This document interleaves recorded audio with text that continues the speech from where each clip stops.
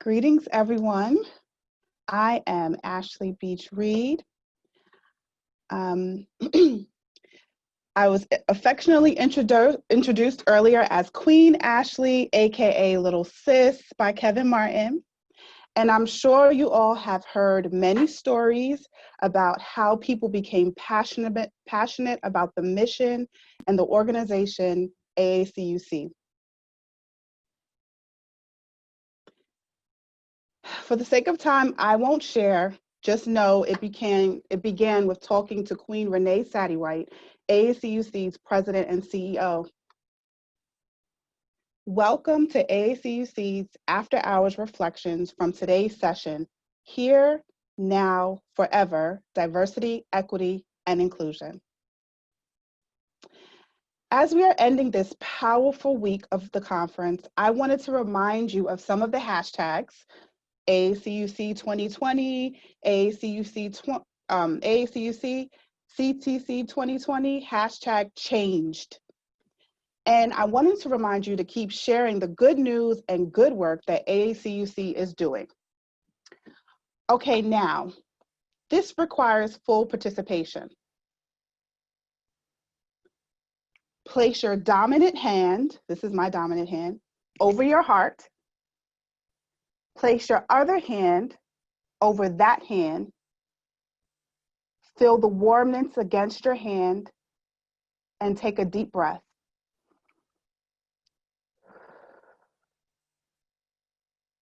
One more for good measure.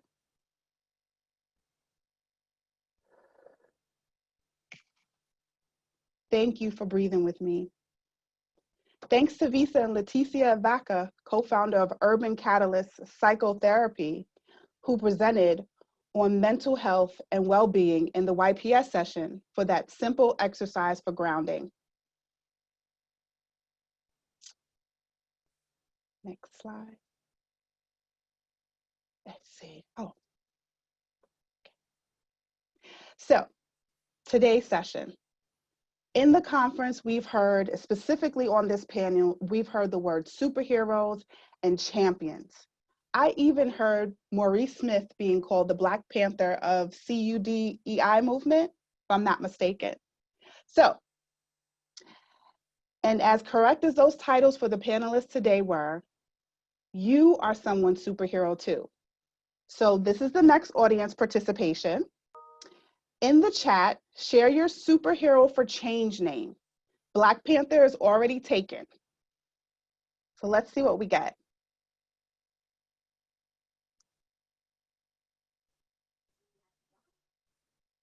I'm gonna share mine just for the sake of keeping it moving. I've come up with my superhero name for change is the Queen Amender. I know I'm corny, it's all right. Oh, okay, Captain Sporter.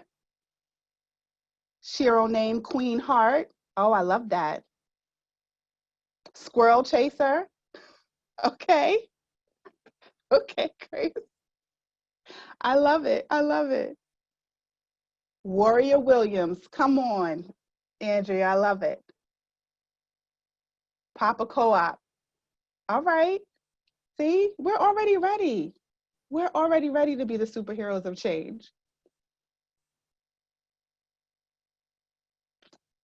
Let's see if I can get this next slide to come up. Oh, wait, we got more. Go on.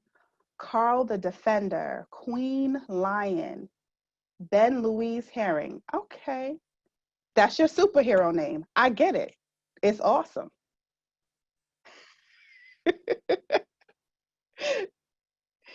So to keep the conversation going, hey, Gigi is an awesome superhero name. To keep the conversation going and really just talk about some of what was discussed today, I want to ask you first poll question, and it'll come up shortly here. But what do you believe the one key aspect of furthering DEI in the credit union industry is? So this is a multiple choice question, and hopefully it is coming up. It is up on the screen, Ashley. They Okay, can I see it, just but can't you see it. can't. Perfect. Okay. So A, CEO commitment, B, board level diversity, a diverse board, or C, inclusive organization culture. So we'll give it a little bit of time. Let's see if we got any more superhero names coming through. Yellow Unicorn. Unicorn's always a good superhero name. Okay. Gummy Bear. Yeah, that's nothing is safer than a gummy bear. I like that. And let's see what we got on the first set of results.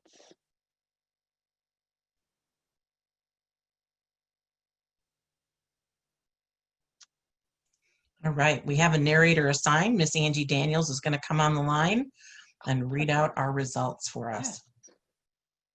Yes. You ready for them now? Yes, please. What do you believe the one key aspect of furthering DEI in the credit union industry? The results show that the 38% was for the board level diversity, a diverse board. Awesome, awesome. Thank you so much for the feedback. So would anybody be willing to, whether in the chat or come off of mute and share why you selected that? I'll jump in real quick. I selected a diverse board, and every single one of those options were critical. I think you need all three, but I don't think it can happen well without a diverse board. You're going to encounter too much tension and too many battles. I think it's got to start at the top. No, I agree. Anybody else want to share? Maybe they selected something different?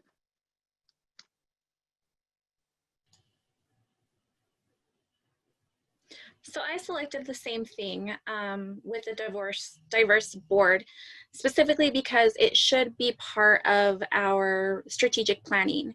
So if they don't put it in there, the higher ups, our executive team isn't going to see it as a priority.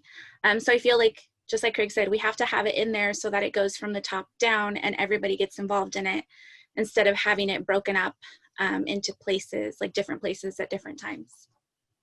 Yeah, I think that even if you had a CEO commitment to it, right, you're going to have a situation where if the board is not on the same page, it may not go anywhere. So I don't disagree. I just wondered what everyone's kind of thought process was on that. That's great. So I'm going to move on to the second question.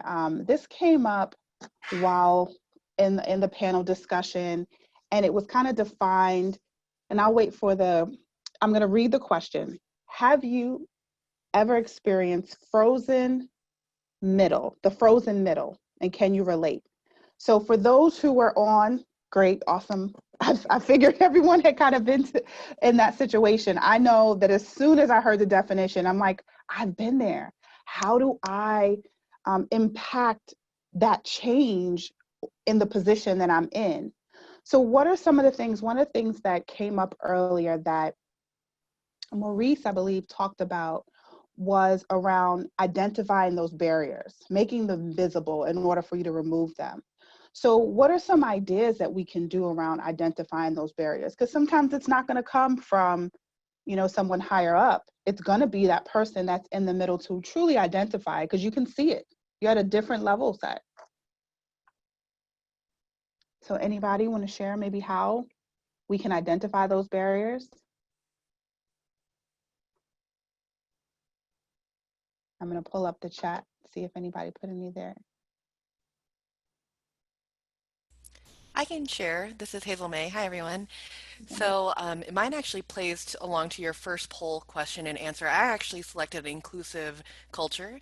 And the frozen middle is all about that. If there's not an inclusive culture at your organization, there's barriers there that allow people to not engage or to not show up. And you may have, I believe someone else shared this more eloquently than I will right now, that you may have diversity at your organization, but if there's not an inclusive environment, there may not be the opportunity to grow or to share or to collaborate and do all the things that we need in order to have people bring their authentic and best selves to work. And so that's kind of when I think about the work that I do, I'm actually in learning and development and have the wonderful responsibility of enacting DE&I training at my organization. And the constant fear that we hear or the feedback is that there's this fear of saying or doing the wrong thing. And so what we've done is have listening sessions, many different channels of opportunities for conversation, and really practice empathy and active listening.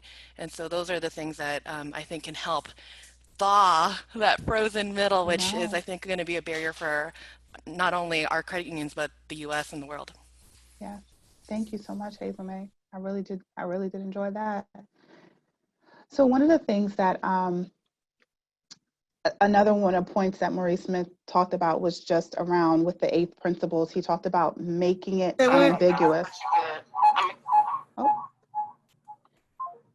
And I like that idea, just around them, removing the barriers and making it like, let's just make sure that it is very clear. There is no misconception about what we need to do going forward in regards to creating a culture, that inclusive culture that we refer to. So I'm going to go to the last poll question that I have here. And that, what does a country without racism look like? Now, I don't know if we can say it any better than Angela Russell did earlier. So I put some options out there, obviously, what I want you to do. Select one of those if anything resonates with you. And if not, put something in the chat. I'm gonna pull up this chat.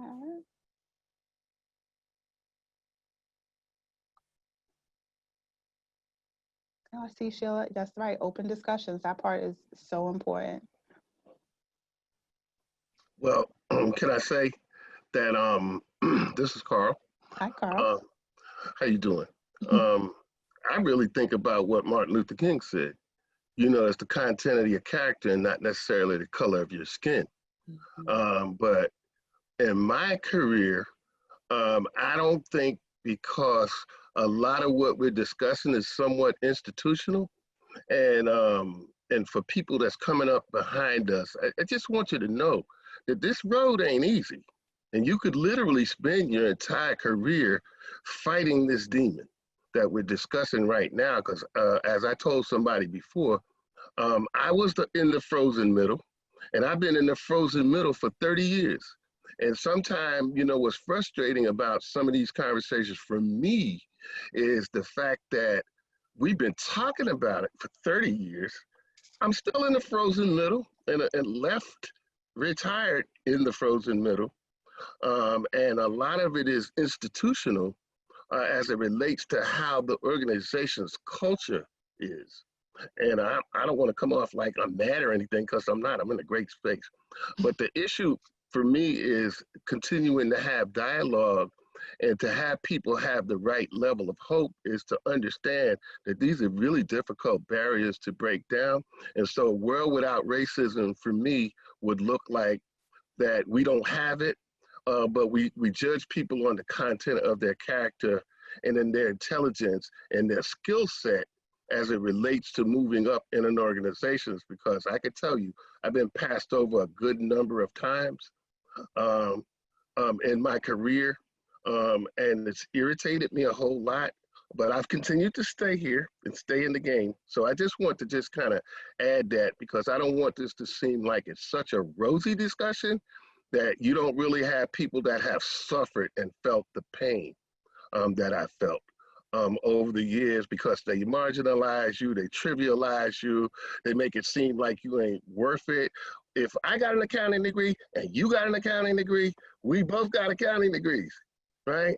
But if you telling me this guy is smarter than me, or this woman or this lady or whatever, and I don't have no sexism or nothing, my whole thing is, well, how long do I need to be somewhere to get promoted? I'll let it go at that. Thank you. No, I appreciate you sharing, Carl. And it's true. I mean, you know, frozen middle can look so different kind of depending on the situation. It could be a matter of you now have barriers where you're not able to move forward, or you have barriers in reference to you creating the culture that we're talking about within the organization, right? To have more diversity, equity, inclusion.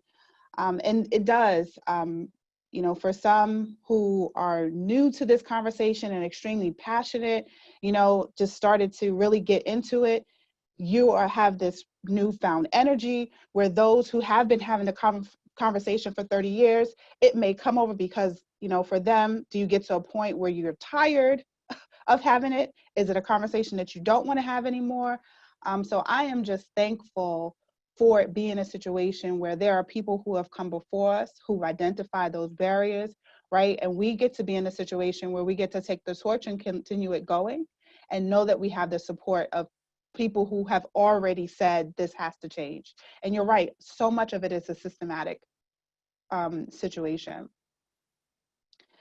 So I wanted to kind of transition into what I think anything after leaving a conference like this, after you've been impacted for these 5 days and really just heard from superstars and have been in a situation where you've been inspired. What is your CTA? What is your call to action, right? What are you leaving here and deciding what is the one thing that you are going to do now? I'm not even gonna say do differently, but what are you gonna do now? Now that you've had the conversations, now that you've had further exposure and you see that there's a support system out here, what is it that you're gonna do now going forward? What's your call to action? And so you can put that in the chat. You can come off of mute and share. The goal is really to have this be a situation where we're interactive as we kind of just break down the remainder of the conference. I'll go, Ashley. Yes. So Hey. one thing that I plan on doing, and I actually started right before the conference, is sharing AACUC with others. Other people that I'm like, okay, yeah, you need this support. Like, I know you need it because, like Carl said, some of us are really stuck in that frozen middle and there seems to be no way out. And so even though I can't force anyone's hand or change the board or do something drastic, I think about, it was some call we had and it was, what is something small you can do? So by simply inviting some of my colleagues of color who I know needed to hear this, needed to know that there are resources out there, and just kind of chatting with them throughout the conference, and they just, I'm so glad, I'm so glad, I'm so glad. Just kind of keep it going because I know the impact that AACUC has had on me and my confidence, and I would love to see that for others. So that's just something really small. I know some of this is going to be recorded, so even I think Sheila had mentioned, you know, sharing the YouTube videos with people that you think need to hear it. This is just a small way to get started. If you feel like there's not much that you can do, there's always something that you can do, no matter how small. Yes, I love it. I see in here someone's talking about just speak to everyone about AACUC. Continue to share. Someone thanked you for the invitation, Andrea. I think that part is great. AACU is one bridgeway to confidence through knowledge and power. That's awesome, Jamie. Anybody else want to share any of their call to actions? Yeah, I'd like to share. I think for me, the call to action is just like, I've taken this whole conference to be such an invitation to really like use my voice for change and to like trust that like, yeah, not everyone of course is going to hear and relate and change, but keep like raising the conversation because it needs to. And like, this is the moment. We keep saying that over and again. This is the moment to raise our voices and keep being courageous and have those difficult conversations that once upon a time seemed impossible. And like, so much of this has been about making the impossible possible. And I feel like so much is possible right now. Yeah. So I'm so encouraged by that. And so my call to action is just don't give up on that. Keep doing the impossible because we have to. And that's the only choice, really. Thank you, Matthew. And that is really the thing where I love this, Grace, you said to continue to be there for each other. As leaders in our organization, we need to take our staff under our wings. And that's true. Junior staff. Yep. Yeah. Oh, your junior staff. That's right. Under your wing. Absolutely. And that's one of the things that I have. So part of just what my journey has been with AACUC, I have found mentors. It has been just a blessing. And my journey started in 2017. And it has just been one that I, like a moth to a flame, I constantly come back because there is so much that I have to learn. from this group of individuals. No matter where they are in their pace of life, everyone has brought something to the table and have been able to, and I think because you get to be your authentic self, it comes through so well. So I just want to go to the last slide that I have, and this one actually, okay. Before we do that, there's one other action item that I want for you guys to do. I am big on paying homage, okay? And one of the things that I have learned even from my short period of time with, I don't even know if she joined the call or not, Miss Renee Sadie-White, is to just make sure you take a moment to recognize that person's light. And then keep moving, because we have so many things that we're trying to do. And so I want to take an opportunity and pay homage. And so what I'm going to ask for you guys to do is throughout this conference, it may be somebody who is on this call today that you can see in their name in the chat, or it's someone that has been impactful that you need to connect with on LinkedIn. I'm sure everyone has been starting to connect on LinkedIn, but I want you to send them a note, thanking them for whatever they may have done, whatever action happened through the conference that really just resonated with you. So I'm going to take the opportunity to thank Dawn Brewer. And what happened specifically for us was we were on a call, we were on a breakout session, and we were just having a meeting of the mind, talking about what are some things that we could do as the next level. What's 2021 going to look like for people who have rallied together and said, we want to see AACUC continue to be great. And as we're going through just some options, and we go back to just our general group that we're in, Dawn sends me a message. She's like, hey, I just wanted to let you know, I'm so proud of what you're doing and to continue to move forward. And I see your passion and I recognize it. And that small note, like, re-energized me for the remainder of my week. Like, I wouldn't be able to do this. It's 7:37 here, guys, and I got 2 kids on the on the East Coast. I'm ready to go to bed. It's Friday, but I wouldn't be as energized if it wasn't for just that moment. So take a moment, and I don't care where you do it. Like I said, it can be private. You can put it in the chat, but take a moment and pay homage to someone. And if you want to, the floor is yours to go through the process of saying it out loud.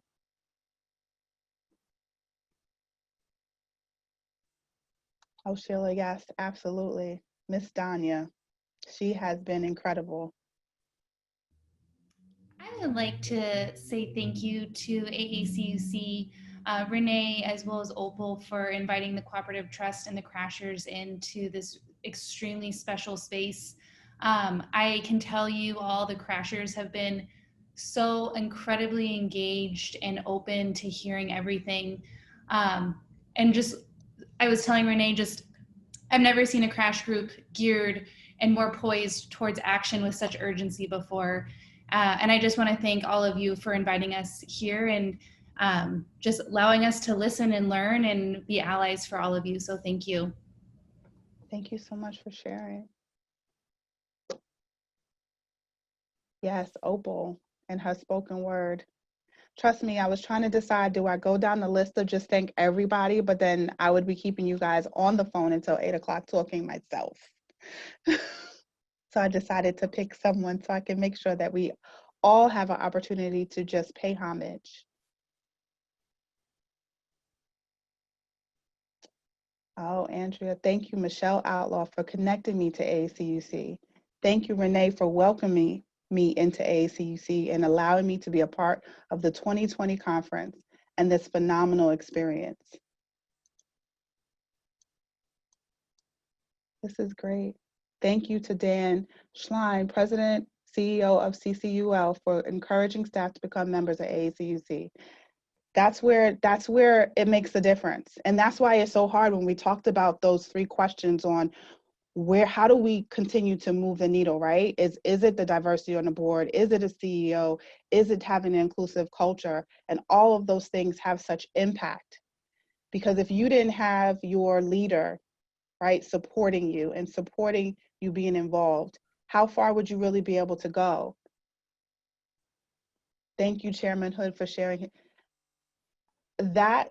What some of the things that he shared, it was just like, it spoke directly to me, especially the season that I'm in right now. I'm like, oh, I really need to make some, I took some notes. I was there just typing away, making sure I had some really good notes on what was being discussed. And to the panelists, thank you for taking the time to share with us your wisdom and knowledge. Thank you to Courtney and Andrea for giving me the opportunity to crash. Oh my gosh. Michael, so it says, one person alone does not bring about change, but Renee has led the efforts to make AACUC what it is today. Having been associated with the group since 2001, I have seen the change and the greatness of this organization is due to the hard work and efforts of Renee. Michael Ray, CEO of Georgetown. I'm telling you, I could really keep you guys on the phone talking about her. I don't know if she joined, but absolutely.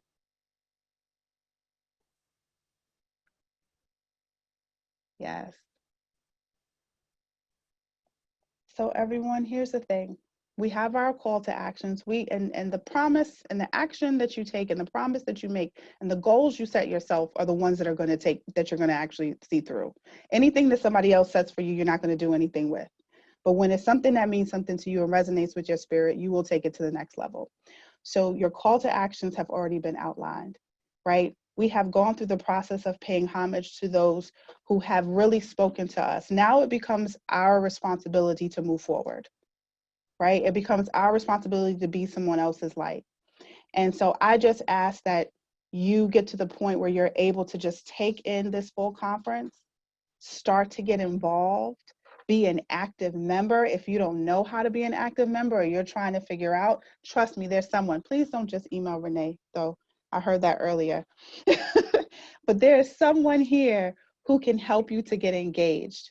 Depending on where you are, you know, your local chapters are there to support that. Please, please, please start the process of being an active member of AACUC. It is going to be what takes us to the next level and continues what we are talking about today, which is for now and then forever, right? Okay. Tomorrow we do have, just a reminder, we do have our Inspirational Saturday, hence the reason why I have on this wonderful fascinator. Yeah, I didn't know that's what it was called until a little bit later. I know I'm late to the game. So please wear your hats, your beautiful hats, and just come join us for an Inspirational Saturday. And I am going to just leave the floor open just in case there's any other comments prior to us closing out.